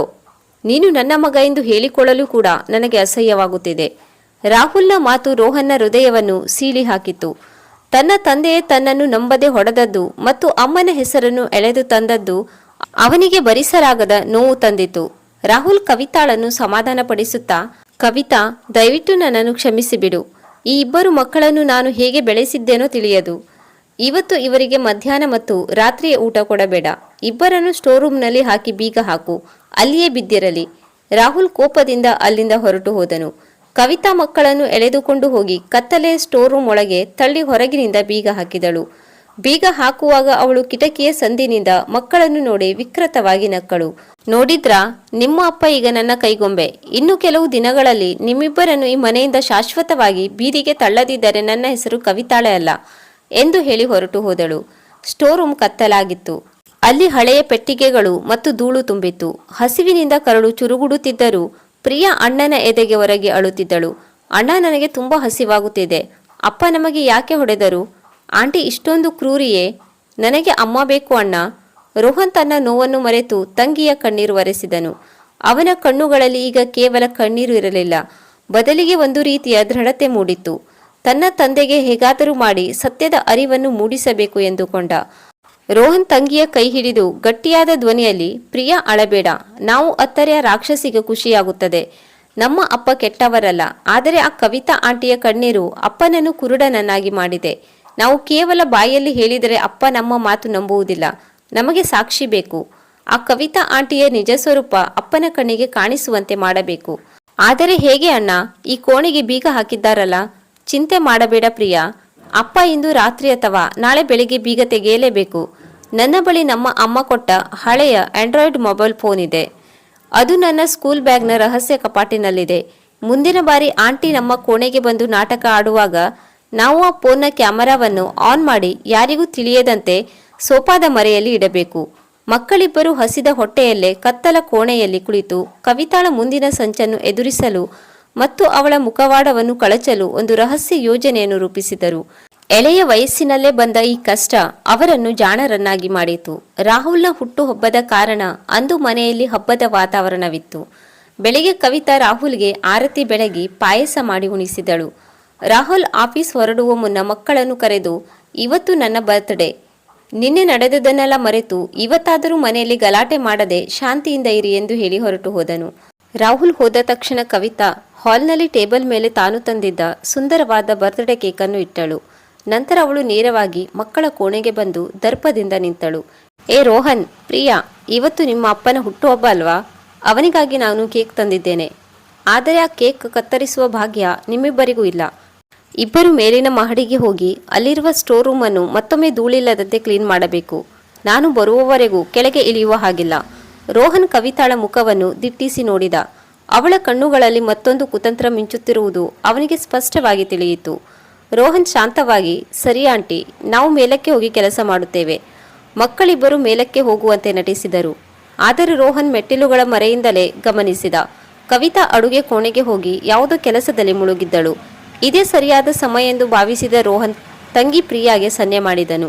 ಜಿಪ್ ತೆರೆದು ತನ್ನ ಕೈಲಿದ್ದ ಹಳೆಯ ಮೊಬೈಲ್ ಫೋನ್ನ ವಿಡಿಯೋ ರೆಕಾರ್ಡಿಂಗ್ ಆನ್ ಮಾಡಿದ.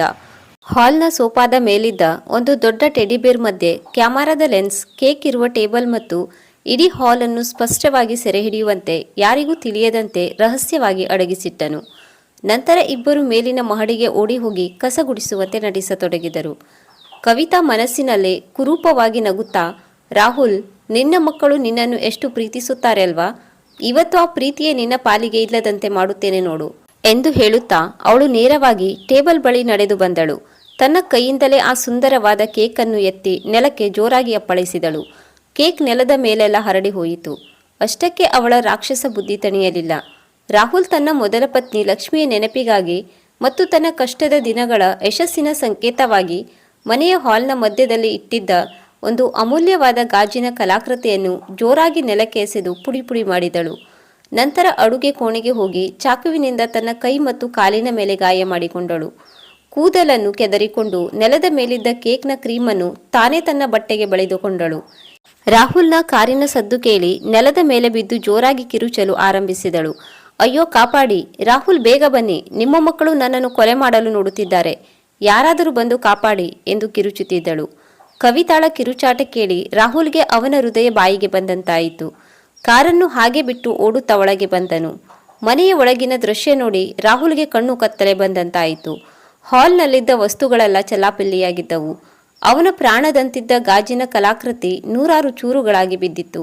ನೆಲದ ಮೇಲೆ ಅವನ ಬರ್ತ್ಡೇ ಕೇಕ್ ಬಿದ್ದು ಹಾಳಾಗಿತ್ತು. ಕವಿತಾಳ ಕೈಕಾಲುಗಳಲ್ಲಿ ರಕ್ತ ಸೋರುತ್ತಾ ಬಟ್ಟೆಯ ಮೇಲೆ ಕೇಕ್ ಅಂಟಿತ್ತು. ಮೇಲಿನ ಮಹಡಿಯಿಂದ ರೋಹನ್ ಮತ್ತು ಪ್ರಿಯಾ ಗಾಬರಿಯಿಂದ ಓಡಿ ಬಂದು ಮೆಟ್ಟಿಲುಗಳ ಮೇಲೆ ನಿಂತಿದ್ದರು. ರಾಹುಲ್ ಕಿರುಚುತ್ತಾ, ಕವಿತಾ, ಏನಿದು? ಇದನ್ನೆಲ್ಲ ಯಾರು ಮಾಡಿದ್ದು? ಕವಿತಾ ತೆವಳುತ್ತಾ ಬಂದು ರಾಹುಲ್ನ ಕಾಲುಗಳನ್ನು ಹಿಡಿದುಕೊಂಡು ರೋಧಿಸಿದಳು. ರಾಹುಲ್, ನಿನ್ನ ಹುಟ್ಟುಹಬ್ಬಕ್ಕೆ ನಾನು ಕೇಕ್ ತಂದಿದ್ದನ್ನು ನೋಡಿ ಈ ಮಕ್ಕಳಿಗೆ ತಡೆಯಲು ಆಗಲಿಲ್ಲ. ನಮ್ಮ ಅಮ್ಮ ಇಲ್ಲದ ಈ ಮನೆಯಲ್ಲಿ ಬರ್ತ್ಡೇ ಆಚರಿಸಲು ಬಿಡುವುದಿಲ್ಲ ಎಂದು ರೋಹನ್ ಕೇಕ್ ಕಿತ್ತೆಸೆದ. ಪ್ರಿಯಾ ಬಂದು ನಿನ್ನ ಪ್ರೀತಿಯ ಗಾಜಿನ ಬೊಂಬೆಯನ್ನು ಒಡೆದು ಹಾಕಿದಳು. ನಾನು ತಡೆಯಲು ಹೋದಾಗ ಇಬ್ಬರೂ ಸೇರಿ ನನ್ನನ್ನು ಈ ಗಾಜಿನ ಚೂರುಗಳ ಮೇಲೆ ತಳ್ಳಿದರು. ರಾಹುಲ್, ನನ್ನ ಕೈಕಾಲು ನೋಡಿ ರಾಹುಲ್, ಇವರು ಮಕ್ಕಳಲ್ಲ, ರಾಕ್ಷಸರು. ರಾಹುಲ್ನ ಕಣ್ಣುಗಳು ಕೆಂಪಾದವು. ಅವನ ತಲೆಯಲ್ಲಿ ವಿವೇಚನೆ ಸಂಪೂರ್ಣವಾಗಿ ನಶಿಸಿ ಹೋಗಿತ್ತು. ತನ್ನ ಹೆಂಡತಿಯ ಮೇಲಿನ ದಯೆ ಮತ್ತು ತನ್ನ ಪ್ರೀತಿಯ ವಸ್ತುಗಳು ನಾಶವಾದ ಕೋಪ ಅವನನ್ನು ಆವರಿಸಿತು. ಅವನು ಮೆಟ್ಟಿಲುಗಳ ಕಡೆಗೆ ಹೆಜ್ಜೆ ಹಾಕಿದನು. ರಾಹುಲ್ ಸಿಂಹದಂತೆ ಗರ್ಜಿಸುತ್ತಾ, ರೋಹನ್, ಪ್ರಿಯಾ, ಇವತ್ತು ನಿಮ್ಮನ್ನು ಜೀವಂತವಾಗಿ ಬಿಡುವುದಿಲ್ಲ. ನನ್ನ ಹುಟ್ಟುಹಬ್ಬದ ದಿನವೇ ಇಷ್ಟೊಂದು ಕ್ರೂರತನ ತೋರಿಸುತ್ತಿದ್ದೀರಾ? ರಾಹುಲ್ ರೋಹನ್ನನ್ನು ಹೊಡೆಯಲು ಕೈ ಎತ್ತಿದ. ಪ್ರಿಯಾ ಹೆದರಿ ಅಣ್ಣನ ಹಿಂದೆ ಅಡಗಿಕೊಂಡು ಜೋರಾಗಿ ಅಳುತ್ತಿದ್ದಳು. ಆದರೆ ರೋಹನ್ ಹೆದರಲಿಲ್ಲ. ಅವನು ನೇರವಾಗಿ ತನ್ನ ತಂದೆಯ ಕಣ್ಣುಗಳನ್ನು ದಿಟ್ಟಿಸಿ ನೋಡಿದನು. ಅವನ ಕಣ್ಣುಗಳಲ್ಲಿ ಸತ್ಯದ ತೇಜಸ್ಸಿತ್ತು. ರೋಹನ್ ಗಂಭೀರ ಧ್ವನಿಯಲ್ಲಿ, ಅಪ್ಪ, ನೀವು ನಮ್ಮನ್ನು ಹೊಡೆಯುವುದಾದರೆ ಖಂಡಿತ ಹೊಡೆಯಿರಿ. ನಿಮ್ಮ ಕೈಯಿಂದ ಸಾಯಲು ನಾವು ಸಿದ್ಧ. ಆದರೆ ಒಬ್ಬ ತಂದೆಯಾಗಿ ಜನ್ಮ ಕೊಟ್ಟ ಮಕ್ಕಳನ್ನು ಅಪರಾಧಿ ಎಂದು ನಿರ್ಧರಿಸುವ ಮುನ್ನ ಆ ಸೋಫಾದ ಮೇಲಿರುವ ಟೆಡ್ಡಿ ಬೇರ್ ನೋಡಿ. ಅದರಲ್ಲಿ ನಿಮ್ಮ ಹುಟ್ಟುಹಬ್ಬದ ಉಡುಗೊರೆ ಇದೆ. ರೋಹನ್ನ ಈ ಅನಿರೀಕ್ಷಿತ ಮಾತು ಮತ್ತು ಅವನ ಧ್ವನಿಯಲ್ಲಿದ್ದ ಗಾಂಭೀರ್ಯ ಕಂಡು ರಾಹುಲ್ ಒಂದು ಕ್ಷಣ ಸ್ತಬ್ಧನಾದನು ಮತ್ತು ಸೋಫಾದ ಕಡೆಗೆ ನಡೆದನು. ಟೆಡ್ಡಿ ಬೇರ್ ಕೈಗಳ ಮಧ್ಯೆ ಅಡಗಿದ್ದ ಆ ಹಳೆಯ ಮೊಬೈಲ್ ಫೋನನ್ನು ಕೈಗೆತ್ತಿಕೊಂಡನು. ವಿಡಿಯೋ ರೆಕಾರ್ಡಿಂಗ್ ಇನ್ನೂ ಚಾಲನೆಯಲ್ಲಿತ್ತು. ರಾಹುಲ್ ವಿಡಿಯೋವನ್ನು ನಿಲ್ಲಿಸಿ ಮೊದಲಿನಿಂದ ಪ್ಲೇ ಮಾಡಿದನು. ಮೊಬೈಲ್ ಪರದೆಯ ಮೇಲೆ ದೃಶ್ಯಗಳು ಮೂಡಲಾರಂಭಿಸಿದವು. ರಾಹುಲ್ ಆಫೀಸ್ಗೆ ಹೋದ ತಕ್ಷಣ ಕವಿತಾ ಮಕ್ಕಳಿಗೆ ಕ್ರೂರವಾಗಿ ಬೈದು ಮೇಲಕ್ಕೆ ಕಳುಹಿಸಿದ್ದು ಸ್ಪಷ್ಟವಾಗಿ ಕೇಳಿಸಿತು. ನಂತರ ಕವಿತಾಳೆ ಸ್ವತಃ ನಗುತ್ತಾ ಬಂದು ಕೇಕ್ ಅನ್ನು ನೆಲಕ್ಕೆ ಅಪ್ಪಳಿಸಿದ್ದು, ರಾಹುಲ್ನ ಪ್ರೀತಿಯ ಗಾಜಿನ ಕಲಾಕೃತಿಯನ್ನು ಬೇಕೆಂದೇ ಒಡೆದು ಹಾಕಿದ್ದು ವಿಡಿಯೋದಲ್ಲಿ ಮೂಡಿ ಬಂದಿತ್ತು. ಅಷ್ಟೇ ಅಲ್ಲ, ಅವಳು ಅಡುಗೆ ಕೋಣೆಯಿಂದ ಚಾಕು ತಂದು ತನಗೆ ತಾನೇ ಗಾಯ ಮಾಡಿಕೊಂಡು ಸೀರೆಗೆ ಕೇಕ್ ಬಳಿದುಕೊಳ್ಳುವ ಕಪಟ ನಾಟಕವು ಇಂಚಿಂಚು ಮೊಬೈಲ್ನಲ್ಲಿ ಸೆರೆಯಾಗಿತ್ತು. ವಿಡಿಯೋ ನೋಡುತ್ತಿದ್ದಂತೆ ರಾಹುಲ್ನ ಇಡೀ ದೇಹ ನಡುಗಲಾರಂಭಿಸಿತು. ಅವನ ಕಣ್ಣುಗಳಿಂದ ಕೋಪ ಮತ್ತು ಪಶ್ಚಾತ್ತಾಪದ ಕಣ್ಣೀರು ಒಟ್ಟಿಗೆ ಸುರಿಯಲಾರಂಭಿಸಿತು. ರಾಹುಲ್ ಮೊಬೈಲ್ ಅನ್ನು ಮೇಜಿನ ಮೇಲಿಟ್ಟು ಕವಿತಾಳ ಕಡೆಗೆ ತಿರುಗಿದನು. ಅವನ ಕಣ್ಣುಗಳಲ್ಲಿ ಈಗ ಜ್ವಾಲಾಮುಖಿಯೇ ಉರಿಯುತ್ತಿತ್ತು. ರಾಹುಲ್ ಭೀಕರ ಧ್ವನಿಯಲ್ಲಿ ಹೇಳಿದ, ಕವಿತಾ, ನೀನೊಬ್ಬಳು ರಾಕ್ಷಸಿ ಎಂದು ತಿಳಿದಿರಲಿಲ್ಲ. ಕವಿತಾ ತಕ್ಷಣ ರಾಹುಲ್ನ ಕಾಲಿಗೆ ಬಿದ್ದು ನಾಟಕವಾಡಲು ಯತ್ನಿಸಿದಳು. ಕವಿತಾ ನಡುಗುತ್ತಾ ಹೇಳಿದಳು, ರಾಹುಲ್, ನನ್ನನ್ನು ಕ್ಷಮಿಸಿಬಿಡಿ. ನಾನು ನಿಮ್ಮನ್ನು ತುಂಬಾ ಪ್ರೀತಿಸುತ್ತೇನೆ. ಈ ಮಕ್ಕಳು ನಿಮ್ಮನ್ನು ನನ್ನಿಂದ ದೂರ ಮಾಡುತ್ತಾರೆ ಎಂಬ ಭಯಕ್ಕೆ ಹೀಗೆ ಮಾಡಿದೆ. ರಾಹುಲ್ ಅವಳ ಕೈಯನ್ನು ಜೋರಾಗಿ ಕೊಡವಿ ಕೆನ್ನೆಗೆ ಒಂದು ಹೊಡೆದನು. ಮುಚ್ಚು ಬಾಯಿ ರಾಕ್ಷಸಿ, ನಿನ್ನ ಮುಖ ನೋಡಿದರೆ ನನಗೆ ಅಸಹ್ಯವಾಗುತ್ತಿದೆ. ನನ್ನ ಪ್ರೀತಿಯ ಸಂಸಾರವನ್ನು ಧ್ವಂಸ ಮಾಡಲು ನೋಡಿದೆಯಾ? ಇನ್ಮೇಲೆ ಈ ಮನೆಯಲ್ಲಿ ನಿನಗೆ ಜಾಗವಿಲ್ಲ. ಹಿಂದೆ ಈ ಕ್ಷಣವೇ ನನ್ನ ಮನೆಯಿಂದ ತೊಲಗು. ಇಲ್ಲದಿದ್ದರೆ ಈ ವಿಡಿಯೋ ಇಟ್ಟುಕೊಂಡು ನಿನ್ನನ್ನು ಪೊಲೀಸರಿಗೆ ಒಪ್ಪಿಸಿ ಕತ್ತಲೆ ಕೋಣೆಯಲ್ಲಿ ಕೊಳೆಯುವಂತೆ ಮಾಡುತ್ತೇನೆ. ರಾಹುಲ್ನ ರೌದ್ರಾವತಾರ ಕಂಡು ಕವಿತಾಳಿಗೆ ಇನ್ನು ಇಲ್ಲಿ ತನ್ನ ಆಟ ನಡೆಯುವುದಿಲ್ಲ ಎಂದು ತಿಳಿಯಿತು. ಅವಳು ಗಾಯದ ನೋವಿನಲ್ಲೇ ತನ್ನ ಬ್ಯಾಗ್ ಕೂಡ ತೆಗೆದುಕೊಳ್ಳದೆ ಜೀವ ಉಳಿಸಿಕೊಂಡರೆ ಸಾಕು ಎಂದು ಅಳುತ್ತಾ ಮನೆಯ ಹೊಸ್ತಿಲು ದಾಟಿ ಓಡಿ ಹೋದಳು. ಕವಿತಾ ಹೋದ ನಂತರ ರಾಹುಲ್ ತನ್ನ ಕೈಲಿದ್ದ ಮೊಬೈಲ್ ಫೋನ್ ಅನ್ನು ಮೇಜಿನ ಮೇಲಿಟ್ಟನು. ಅವನ ಕೈಗಳು ನಡುಗುತ್ತಿದ್ದವು. ಅವನು ನಿಧಾನವಾಗಿ ತಲೆ ಎತ್ತಿ ಮೆಟ್ಟಿಲುಗಳ ಮೇಲೆ ನಿಂತಿದ್ದ ರೋಹನ್ ಮತ್ತು ಪ್ರಿಯಾಳನ್ನು ನೋಡಿದ. ನಿನ್ನೆ ರೋಹನ್ ಕೆನ್ನೆಗೆ ಹೊಡೆದಿದ್ದ ಗುರುತು ಇನ್ನೂ ಕೆಂಪಾಗಿಯೇ ಇತ್ತು. ಇಬ್ಬರ ಮುಖದಲ್ಲೂ ಹಸಿವಿನ ನಿಶ್ಶಕ್ತಿ ಇತ್ತು. ರಾಹುಲ್ಗೆ ತನ್ನ ಮೇಲೆ ತನಗೆ ಅಸಹ್ಯವಾಯಿತು. ಅವನು ನಿಧಾನವಾಗಿ ಮೆಟ್ಟಿಲುಗಳನ್ನು ಹತ್ತಿ ಮಕ್ಕಳ ಬಳಿ ನಡೆದನು. ಅಪ್ಪ ಹತ್ತಿರ ಬರುತ್ತಿದ್ದಂತೆ ಪ್ರಿಯಾ ಹೆದರಿ ಅಣ್ಣನ ಹಿಂದೆ ಅಡಗಿಕೊಳ್ಳಲು ಯತ್ನಿಸಿದಳು. ಮಗಳ ಆ ಹೆದರಿಕೆ ನೋಟ ರಾಹುಲ್ನ ಹೃದಯವನ್ನು ಚೂರಾಗಿಸಿತು. ನನ್ನ ಸ್ವಂತ ಮಕ್ಕಳು ನನ್ನನ್ನು ನೋಡಿ ಹೆದರುವಂತೆ ಮಾಡಿಕೊಂಡೆನಲ್ಲ ಎಂದು ಅವನು ಬಿಕ್ಕಿ ಬಿಕ್ಕಿ ಅಳಲಾರಂಭಿಸಿದನು. ರಾಹುಲ್ ಮಕ್ಕಳ ಮುಂದೆ ಮೊಣಕಾಲೂರಿ ಕುಳಿತುಕೊಂಡನು. ಇಷ್ಟು ದಿನ ಮ್ಯಾನೇಜರ್ ಎಂಬ ಅಹಂಕಾರದಲ್ಲಿದ್ದ ತಾನೇ ಸರಿ ಎಂದುಕೊಂಡಿದ್ದ ಆ ತಂದೆಯಿಂದ ತನ್ನ ಎಳೆಯ ಮಕ್ಕಳ ಮುಂದೆ ಸಂಪೂರ್ಣವಾಗಿ ಸೋತು ತಲೆಬಾಗಿದ್ದನು. ಅವನು ರೋಹನ್ ಮತ್ತು ಪ್ರಿಯಾಳ ಕೈಗಳನ್ನು ಹಿಡಿದು ತನ್ನ ಕಣ್ಣುಗಳಿಗೆ ಒತ್ತಿಕೊಂಡನು. ರಾಹುಲ್ ಗದ್ಗದಿತ ಧ್ವನಿಯಲ್ಲಿ, ರೋಹನ್, ಪ್ರಿಯಾ, ನನ್ನನ್ನು ಕ್ಷಮಿಸಿಬಿಡಿ. ನಾನು ತುಂಬಾ ಕೆಟ್ಟ ತಂದೆ. ಕಣ್ಣಿದ್ದು ಕುರುಡನಾಗಿದ್ದೆ. ಆ ರಾಕ್ಷಸಿಯ ಕಣ್ಣೀರು ನಂಬಿ ನನ್ನ ದೇವತೆಗಳಂತಹ ಮಕ್ಕಳನ್ನು ಅಪರಾಧಿಗಳನ್ನಾಗಿ ಮಾಡಿದೆ. ಹಸಿದ ಹೊಟ್ಟೆಯಲ್ಲಿ ಕತ್ತಲೆ ಕೋಣೆಯಲ್ಲಿ ಕೂಡಿ ಹಾಕಿದೆ. ರೋಹನ್, ನಿನ್ನ ಮೇಲೆ ಕೈ ಮಾಡಿದ ಈ ಪಾಪಿ ಅಪ್ಪನಿಗೆ ಶಿಕ್ಷೆ ಕೊಡಿ. ಆದರೆ ದಯವಿಟ್ಟು ನನ್ನನ್ನು ದ್ವೇಷಿಸಬೇಡಿ. ರಾಹುಲ್ ಮಕ್ಕಳ ಕಾಲು ಹಿಡಿದು ಅಳತೊಡಗಿದ. ಮಕ್ಕಳ ಹೃದಯದಲ್ಲಿ ತಂದೆಯ ಮೇಲಿನ ಕೋಪ ಕ್ಷಣ ಮಾತ್ರದಲ್ಲಿ ಕರಗಿ ಹೋಯಿತು. ರೋಹನ್ ಅಪ್ಪನ ಕಣ್ಣೀರನ್ನು ಒರೆಸಿದನು. ಪ್ರಿಯಾ ಓಡಿ ಬಂದು ರಾಹುಲ್ನನ್ನು ಅಪ್ಪಿಕೊಂಡಳು. ರೋಹನ್ ಹೇಳಿದ, ಅಪ್ಪ ಅಳಬೇಡಪ್ಪ, ನಮಗೆ ನಿಮ್ಮ ಮೇಲೆ ಕೋಪ ಇಲ್ಲ. ಈಗ ನಿಮಗೆ ಸತ್ಯ ತಿಳಿಯಿತಲ್ಲ, ಅಷ್ಟೇ ಸಾಕು ಅಪ್ಪ. ಇನ್ಮೇಲೆ ನಮ್ಮ ಮನೆಯಲ್ಲಿ ಆ ಆಂಟಿ ಇರಲ್ಲ ತಾನೆ? ಪ್ರಿಯಾ ಅಪ್ಪನ ಕೆನ್ನೆಗೆ ಮುತ್ತಿಡುತ್ತಾ, ಹೌದು ಅಪ್ಪ, ನಮಗೆ ಆಂಟಿ ಅಂದರೆ ತುಂಬಾ ಹೆದರಿಕೆ ಆಗುತ್ತಿತ್ತು. ಇನ್ಮೇಲೆ ನಮ್ಮ ಜೊತೆ ನೀನೇ ಇರಬೇಕು ಅಪ್ಪ, ನಮಗೆ ಹಸಿವಾಗುತ್ತಿದೆ.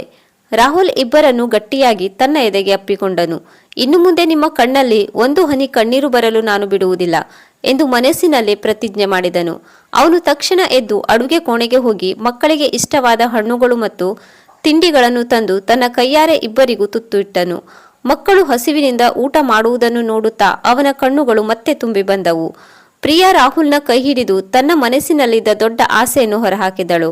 ಅಪ್ಪ, ಈಗ ಆ ಕೆಟ್ಟ ಆಂಟಿ ಮನೆಯಿಂದ ಹೊರಹೋದರು.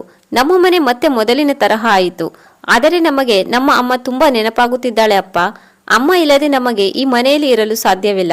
ಅಮ್ಮನನ್ನು ಕರ್ಕೊಂಡು ಬರೋಣ ಅಪ್ಪ. ನಾವು ಅಮ್ಮನನ್ನು ತುಂಬಾ ಮಿಸ್ ಮಾಡ್ಕೊಳ್ತಿದ್ದೇವೆ. ರೋಹನ್ ಕೂಡ ಆಶಾವಾದಿ ಕಣ್ಣುಗಳಿಂದ ಅಪ್ಪನನ್ನು ನೋಡಿದನು. ರಾಹುಲ್ಗೆ ಲಕ್ಷ್ಮಿಯ ನೆನಪಾಯಿತು. ತಾನು ಕೋಪದಲ್ಲಿ ವಿಚ್ಛೇದನ ಪತ್ರಕ್ಕೆ ಸಹಿ ಹಾಕಿದ್ದ ಆ ಕರಾಳ ದಿನ ಅವನ ಕಣ್ಣ ಮುಂದೆ ಬಂದಿತ್ತು.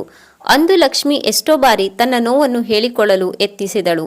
ಆದರೆ ತನ್ನ ಅಹಂಕಾರ ಅವಳ ಮಾತನ್ನು ಕೇಳಲು ಬಿಟ್ಟಿರಲಿಲ್ಲ. ಲಕ್ಷ್ಮಿ ಹೋದ ಮೇಲೆಯೇ ಈ ಮನೆ ಸ್ಮಶಾನವಾಗಿದ್ದು ಎಂಬ ಸತ್ಯ ಅವನಿಗೆ ತಡವಾಗಿ ಅರ್ಥವಾಯಿತು.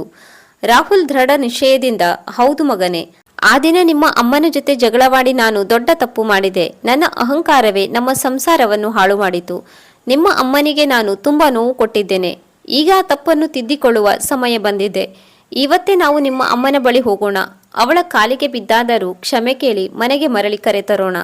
ಅಪ್ಪನ ಮಾತು ಕೇಳಿ ರೋಹನ್ ಮತ್ತು ಪ್ರಿಯಾ ಆನಂದದಿಂದ ಚಪ್ಪಾಳೆ ತಟ್ಟಿದರು. ರಾಹುಲ್ ತಕ್ಷಣ ಕಾರಿನ ಕೀಲಿಕೈ ತೆಗೆದುಕೊಂಡು ಮಕ್ಕಳೊಂದಿಗೆ ಲಕ್ಷ್ಮಿ ಇದ್ದ ಅವಳ ತಂದೆಯ ಮನೆಗೆ ಅಂದರೆ ಮೈಸೂರಿಗೆ ಹೊರಟನು. 3 ಗಂಟೆಗಳ ಪ್ರಯಾಣದ ನಂತರ ರಾಹುಲ್ ಕಾರು ಲಕ್ಷ್ಮಿಯ ತಂದೆಯ ಮನೆಯ ಮುಂದೆ ಬಂದು ನಿಂತಿತ್ತು. ಕಾರಿನ ಹಾರ್ನ್ ಶಬ್ದ ಕೇಳಿ ಲಕ್ಷ್ಮಿ ಬಾಗಿಲು ತೆರೆದು ಆಚೆ ಬಂದಳು. ಕಳೆದ ಕೆಲವು ತಿಂಗಳುಗಳಿಂದ ಅವಳ ಮುಖದಲ್ಲೂ ಯಾವುದೇ ಕಳೆ ಇರಲಿಲ್ಲ. ಮಕ್ಕಳನ್ನು ಅಗಲಿದ ದುಃಖ ಅವಳನ್ನು ಒಳಗಿನಿಂದಲೇ ತಿನ್ನುತ್ತಿತ್ತು. ಬಾಗಿಲು ತೆರೆಯುತ್ತಿದ್ದಂತೆ ಅಮ್ಮ ಎಂದು ಕೂಗುತ್ತಾ ರೋಹನ್ ಮತ್ತು ಪ್ರಿಯಾ ಕಾರಿನಿಂದ ಇಳಿದು ಓಡಿ ಬಂದು ಲಕ್ಷ್ಮಿಯನ್ನು ಅಪ್ಪಿಕೊಂಡರು. ಮಕ್ಕಳನ್ನು ಅನಿರೀಕ್ಷಿತವಾಗಿ ನೋಡಿದ ಲಕ್ಷ್ಮಿಗೆ ತನ್ನ ಕಣ್ಣುಗಳನ್ನು ತಾನೇ ನಂಬಲು ಸಾಧ್ಯವಾಗಲಿಲ್ಲ. ಅವಳು ಮಂಡಿಯೂರಿ ಇಬ್ಬರನ್ನು ಅಪ್ಪಿಕೊಂಡು ಜೋರಾಗಿ ಅಳಲಾರಂಭಿಸಿದಳು. ಲಕ್ಷ್ಮಿ ಮಕ್ಕಳಿಗೆ ಮುತ್ತಿಡುತ್ತಾ, ರೋಹನ್, ಪ್ರಿಯಾ, ನನ್ನ ಬೊಂಬೆಗಳೇ, ಹೇಗಿದ್ದೀರಾ? ಅಮ್ಮನನ್ನು ಮರೆತು ಬಿಟ್ಟಿದ್ದೀರಾ ಅಂದುಕೊಂಡಿದ್ದೆ.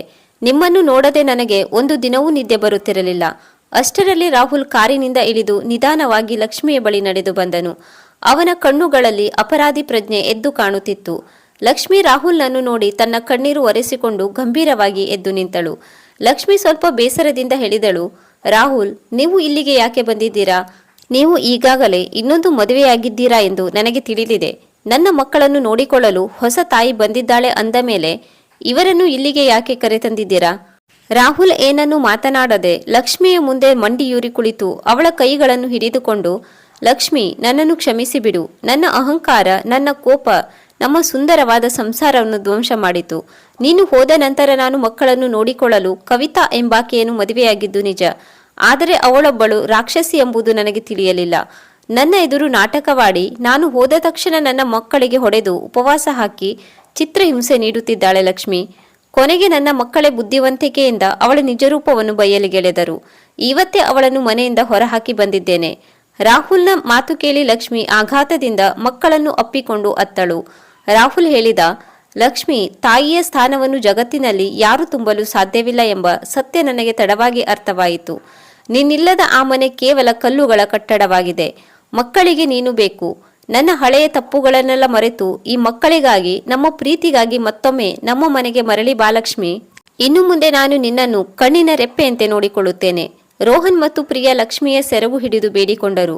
ಹೌದು ಅಮ್ಮ, ಪ್ಲೀಸ್ ನಮ್ಮ ಜೊತೆ ನಡೆ. ಅಪ್ಪ ಇನ್ಮೇಲೆ ಜಗಳ ಮಾಡಲ್ಲ ಅಂತ ಪ್ರಾಮಿಸ್ ಮಾಡಿದ್ದಾರೆ. ಲಕ್ಷ್ಮಿ ರಾಹುಲ್ನ ಕಣ್ಣುಗಳಲ್ಲಿದ್ದ ನಿಜವಾದ ಪಶ್ಚಾತ್ತಾಪವನ್ನು ಮತ್ತು ಮಕ್ಕಳ ಮುಖದಲ್ಲಿದ್ದ ತಾಯಿಯ ಮೇಲಿನ ಹಂಬಲವನ್ನು ನೋಡಿದಳು. ಗಂಡನ ಮೇಲಿದ್ದ ಕೋಪ ಅವಳ ಮನಸ್ಸಿನಿಂದ ದೂರವಾಯಿತು. ಕೊನೆಗೂ ತಾಯಿಯ ಮಮತೆ ಜಯಗಳಿಸಿತ್ತು. ಅವಳು ರಾಹುಲ್ನನ್ನು ಕೈ ಹಿಡಿದು ಎಬ್ಬಿಸಿದಳು. ಲಕ್ಷ್ಮಿ ಮುಗುಳ್ನಗುತ್ತಾ ಕಣ್ಣೀರು ಒರೆಸಿಕೊಳ್ಳುತ್ತಾ, ರಾಹುಲ್, ಒಬ್ಬ ತಾಯಿಯಾಗಿ ನನ್ನ ಮಕ್ಕಳನ್ನು ಈ ಸ್ಥಿತಿಯಲ್ಲಿ ನೋಡಲು ನನಗೆ ಸಾಧ್ಯವಿಲ್ಲ. ನಾನು ಕೇವಲ ಕೋಪದಲ್ಲಿ ಅಂದು ಮನೆ ಬಿಟ್ಟು ಬಂದೆ. ಆದರೆ ನನ್ನ ಜೀವ ಅಲ್ಲೇ ಇತ್ತು. ನೀವು ನಿಮ್ಮ ತಪ್ಪನ್ನು ಒಪ್ಪಿಕೊಂಡಿದ್ದೀರಾ, ಅಷ್ಟೇ ಸಾಕು. ಇರಿ, ನಾನು ಬ್ಯಾಗ್ ಪ್ಯಾಕ್ ಮಾಡಿಕೊಂಡು ಬರುತ್ತೇನೆ. ನಾವೆಲ್ಲರೂ ಒಟ್ಟಿಗೆ ನಮ್ಮ ಮನೆಗೆ ಹೋಗೋಣ. ಕೆಲವೇ ನಿಮಿಷಗಳಲ್ಲಿ ಲಕ್ಷ್ಮಿ ತನ್ನ ಬ್ಯಾಗ್ ತೆಗೆದುಕೊಂಡು ಬಂದಳು.